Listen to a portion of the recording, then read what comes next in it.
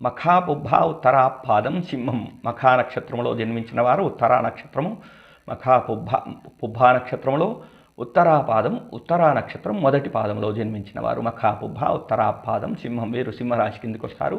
సింహరాశి వారికి ఈ 7 సహనానికి అసలైన పరీక్ష. సింహరాశి వారికి సహనానికి అసలైన పరీక్షగా చెప్పవచ్చును ఈ సంవత్సరం. అష్టమ శని, వ్యయ గురువు ఉన్నారని కంగారు పడవద్దు. అష్టమంలో శని ఉన్నాడు, వ్యయస్థానంలో 12లో కాటకంలో గురువు ఉన్నాడని కంగారు పడాల్సిన అవసరం లేదు.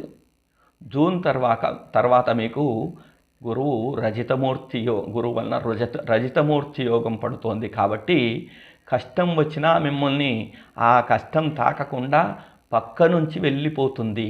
దానికి కారణం గురువు రజితమూర్తి కావడం వల్ల కష్టం వస్తుంది, కానీ అది తగలకుండా పోతుంది, మన దాకా రాకుండా పోతుంది.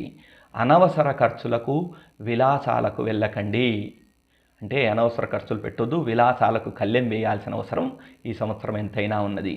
అప్పులు ఇవ్వడం కానీ, షూరిటీలు ఇవ్వడం కానీ, షూరిటీలు ఉండడం కానీ చేయకండి. దైవ బలం తోడైతే, ఓపిక పడితే అంతా మంచే జరుగుతుంది. అంటే మీకు దైవబలం అనుకూలంగా ఉంటుంది.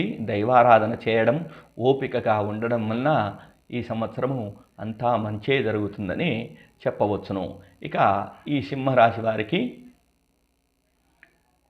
సులభ పరిహారాలు: ఆదిత్య హృదయ పారాయణము, హనుమాన్ చాలీసా పారాయణము.